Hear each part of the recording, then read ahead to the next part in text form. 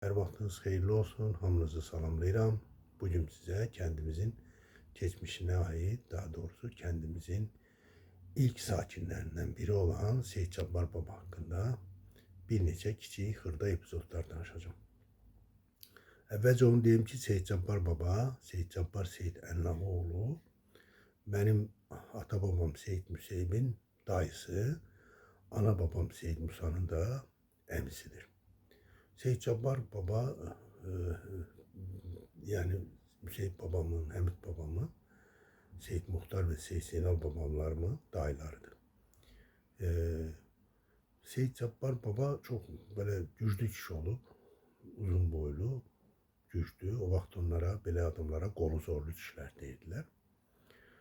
Demək, birinci epizod müharibənin hələ başlamamışmış, başlamadığı müharibədən əvvəlki illərmiş.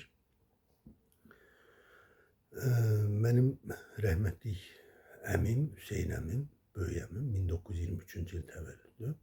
Cavan oğlanmış, hardasa yəqin ki 23.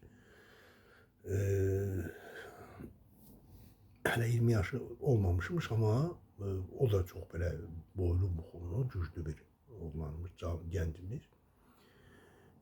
O anamın dayısı kızı Firuzə xalanı sevirmiş. Firuzə xala da genç kız. Onun 15, 14, 16 yaşlarında genç kız.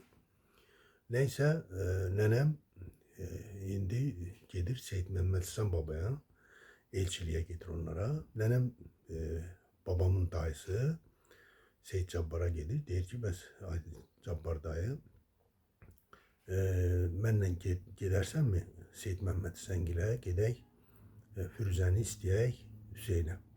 O deyir ki, hə, gedərəm. Gedərəm, ancaq indi məsələyə baxın. O vaxtı onun da oğlanları Seyid Celal, Seyid Cemal, Allah rəhmət eləsin, hər ikisinə gözəl adamlardılar. Bunlar da yani elə Hüseyn əmim yaşlı olanlar, belki de Seyid Celal hətta belki de böyük olar Hüseyn əmdən. Bir yaş veya yaşlı olanlar. Ama bunun da könlü varmış ki, kızı Firuzə xalamı, Firuzə xala Allah rəhmət etsin, çok güzel insanıdır. İstəyər ki, istəyirmiş ki, oğlu Celal alsın. İndi ama demir. Axı nənəm birinci deyib, söhbəti açan nənəmdir və həm də dayı nənəmin açıb söhbəti demir. Neyse gelirlər elçiliyə ikisi. Gelirlər Seyid Mehmet Hasan baba, bunlar otururlar çay süfrəsində. İndi söhbəti açır. Deyir ki, bəs ay Mehmet Hasan, gəlmişik kızın Firuzəni Seyid Müseybin oğlu Hüseynə alaq. Amma mən də görsən, Zəhranı da görsən, belə bir iki başlı. Mən də görsən, Zəhranı da görsən. Təbii burada indi bu sözü bir neçə dəfə təkrar edir. Mən də görsən, Zəhranı da görsən. Yəni demək istəyir ki, təbii o vaxtlar babam həbs olunmuşdu artıq. Yəni Zəhra'nın əri həbs olunub. 2, 3, 4 yetimlə maddi cəhətdən kasıb. Mən amma sağlam adamam. Maddi vəziyyətim də yaxşı. Yəni demək istəyir ki, mən də istəyərəm ki, qızı verəsən mənim oğluma. Yəni məni də görürsən, Zəhranı da görsən. Deyir, söhbəti açır, amma deyir ki, mən də görsən, Zəhranı da görsən. Amma özün bil də, bax da gör deyir. Mən də görsən, Zəhranı da görsən. Bax, beləcə birinci epizod belə gülməli epizoddur.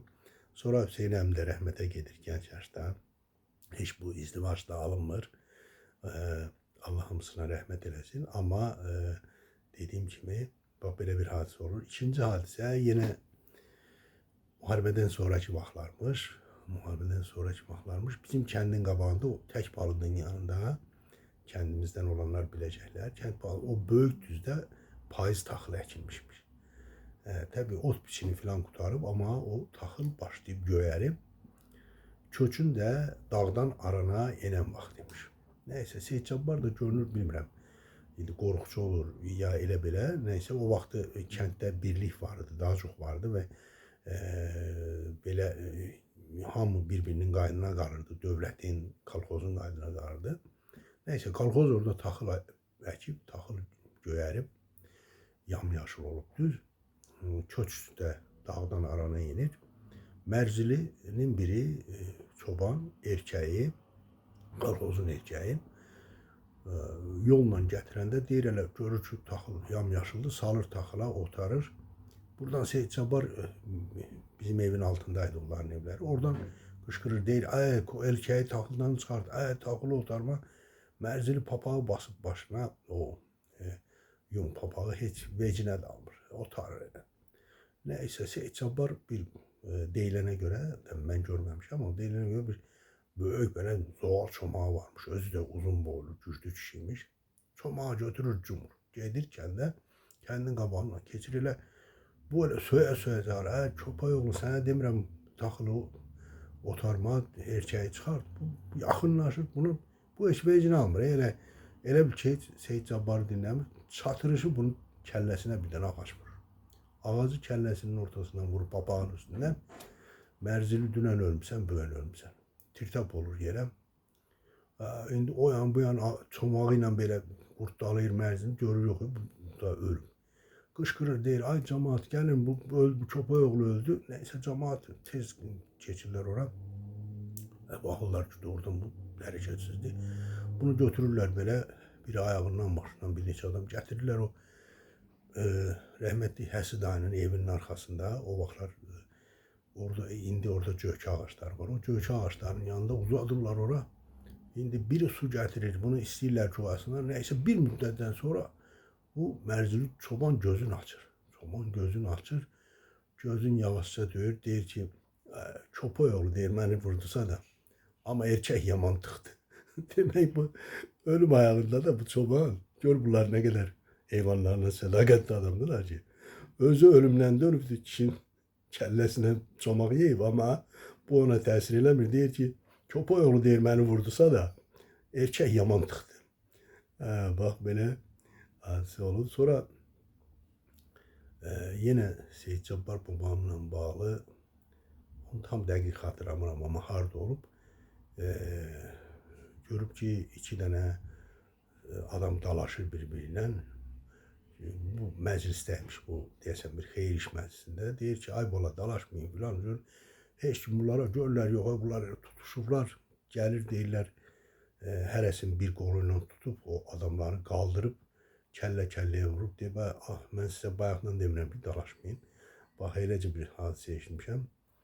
Yenə Seyit Cabbar babamla bağlı, biraz da Həmid babamla bağlı bir hadisə olub. O Həmid babamın döyüş yoldaşlarından bilmirəm, amma biz Seyitlərdən deyilmiş, başqa kəndlərdən olan döyüş yoldaşları nətər olursa bir məclisdə, bu hardasa 20-ci illərdə olur. Seyit Cabbar baba da oradaymış. Bu Seyit Cabbar baba nəsə bir söz deyib, o Həmid babamın döyüş yoldaşının xətrinə dəyib. Xətrinə dəyəndə tutub Seyit Cabbar babanı xırtdəyindən belə, o da güclü adammış. İstəyir ki, bu şeyi, Həmid baba deyir ki, o mənim dayım deyil, sənə dayımdır, qulaq asmıyor. Qulaq asmayanda Həmid babam qılıncı nətər çəkibsə, o adamın üzündən belə yarmışdı. Bax, belə də bir hadisə. Hamınız Allah'a emanet olun, inşallah görüşərik.